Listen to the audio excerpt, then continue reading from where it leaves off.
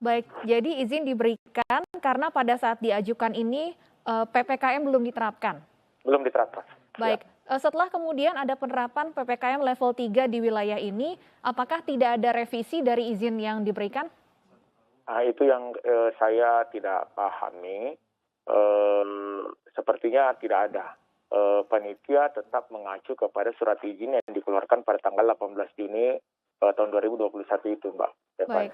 Artinya apakah Satgas COVID-19 Kolaka Utara akan melakukan penyelidikan apakah ada pelanggaran protokol kesehatan ataupun pelanggaran PPKM dalam acara ini? Ya, kami juga akan melakukan investigasi, kemudian berkoordinasi dengan pihak terkait. Karena kan dalam Satgas ini adalah multidisiplin di situ.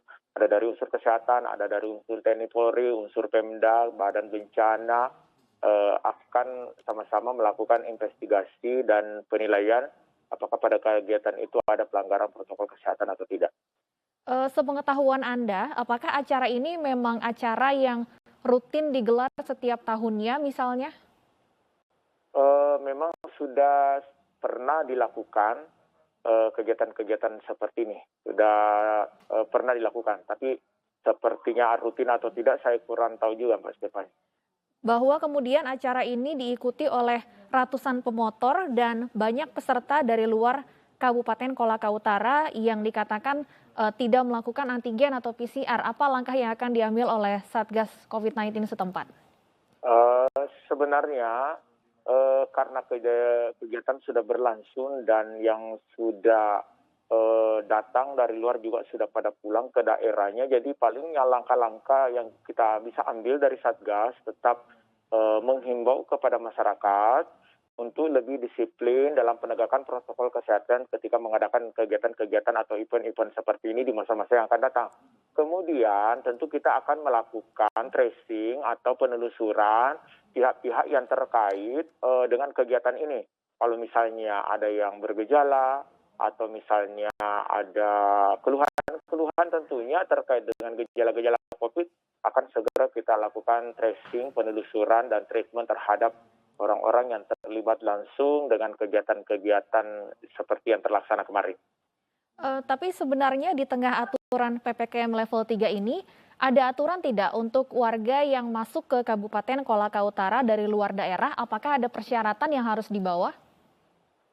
Kalau saya lihat dari aturan Kementerian Dalam Negeri yang ditindaklanjuti oleh peraturan Bupati, jelas tertera di situ pada pemberlakuan untuk orang yang datang dari luar pada wilayah PPKM level 3 ya harus memperlihatkan bukti pemeriksaan PCR atau sertifikasi vaksin. Artinya jelas ada pelanggaran di situ, Pak Syarif, karena peserta tidak membawa antigen atau PCR. Oke, saya belum bisa memastikan, Mbak Stefani, apakah terjadi pelanggaran karena saya tidak terlibat langsung dalam kepanitiaan. Di situ ada sistem kesehatannya. Jadi tim kesehatannya yang melakukan verifikasi apakah mereka memiliki sertifikasi vaksin atau sudah dilakukan pemeriksaan PCR. Kemarin memang saya tidak terlibat dalam kegiatan ini karena saya anggap ya cukup berisiko. Lebih baik kami fokus mengurusi pasien-pasien yang ada di rumah sakit. Seperti itu. Dari panitianya apakah sudah ada yang dipanggil dan dimintai keterangan, Pak? Sampai hari ini kami belum. Masih dalam proses investigasi. Sejauh ini dari tracing yang dilakukan, apakah hasilnya sejauh ini cukup tidak perlu dikhawatirkan, bisa kita katakan seperti itu? Sejauh ini karena kan kita tahu sendiri kegiatannya baru berlangsung kurang lebih 1-2 hari kemarin. Mereka kan datang 2 hari yang lalu, kemudian kegiatannya kemarin. Hari ini pada pulang, jadi tentu kita masih wait and see apakah terjadi misalnya kejadian yang sporadis atau kejadian yang banyak. Tentu akan kita lakukan. Jadi sekarang kita masih dalam posisi antisipasi pemantauan wait and see terhadap kejadian-kejadian yang muncul pasca kegiatan. Baik, kami akan tunggu tindak lanjut dari Satgas COVID-19 Kolaka Utara. Terima kasih Dr. Syarif Nur sudah bergabung bersama kami di Ini Sore. Pemirsa, kita ke informasi lain, bermaksud memalak sopir truk di Lampung Tengah, Lampung, seorang preman justru kena batunya. Ia gagal memalak karena korban berani melawan dan tak lama kemudian sang preman ditangkap polisi.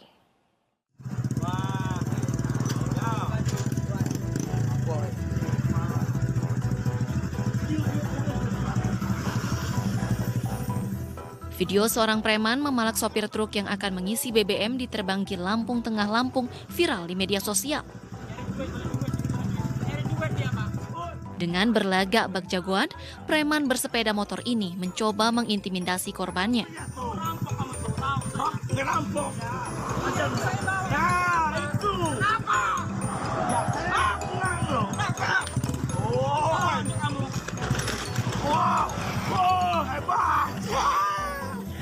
Namun ternyata korban yang usianya lebih muda berani melawan.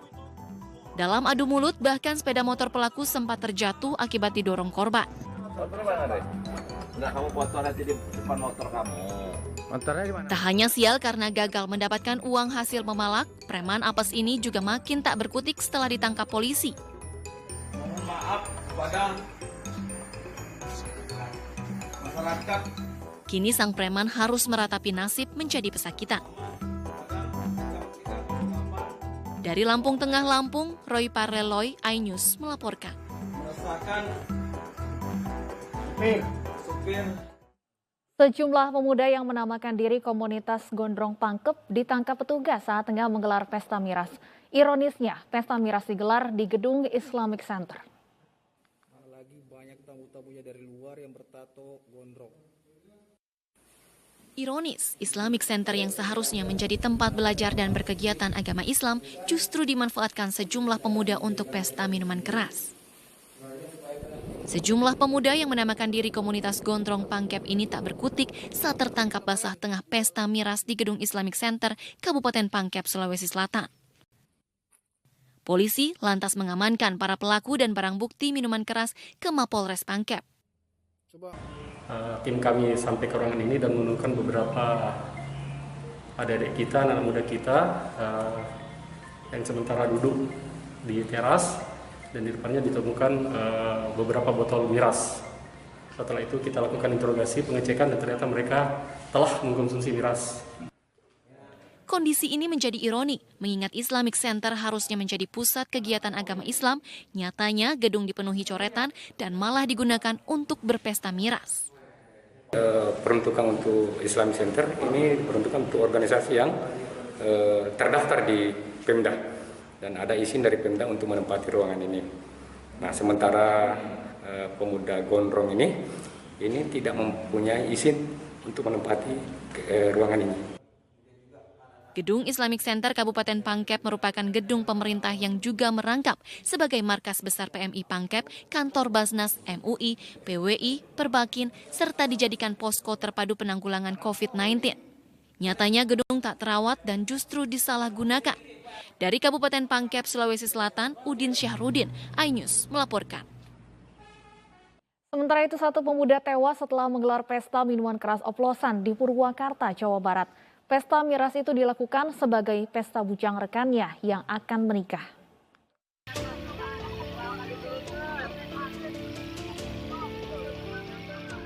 Ilham Taufik, warga Kampung Ulen, Purwakarta, Jawa Barat menjadi korban tewas akibat menenggak miras oplosan.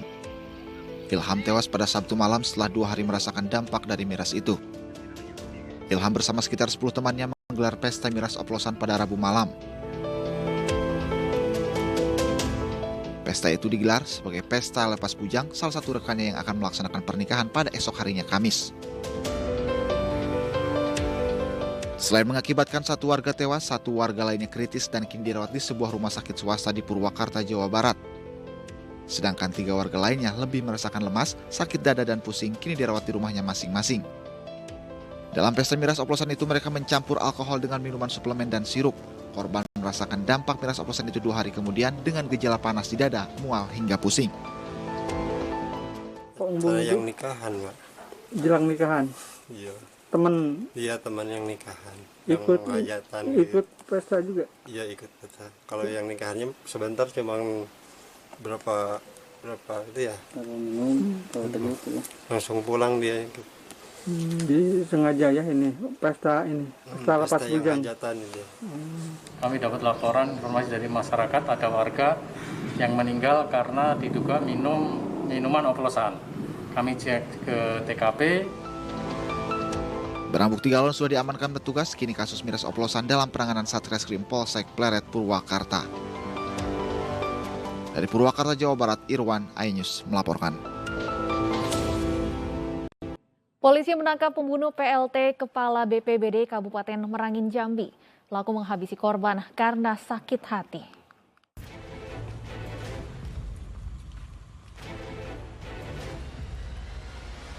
Pelaku pembunuh PLT Kepala BPBD Kabupaten Merangin, Jambi ini tak berkutik saat digiring tim elang Polres Merangin bersama tim Resmo Polda Jambi.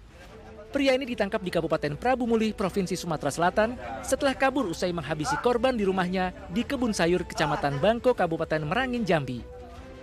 Menurut polisi, pelaku menghabisi nyawa korban karena sakit hati. Motif saat ini hasil interogasi awal bahwa adalah motif sakit hati yang bersangkutan karena pada saat pertemuan pada malam hari itu juga, pada malam kejadian, yang bersangkutan dimarah oleh oleh korban. Sementara itu, pelaku mengaku sakit hati dengan perkataan korban dan emosi. Sakit hati, Pak. Ya, karena omongannya kan.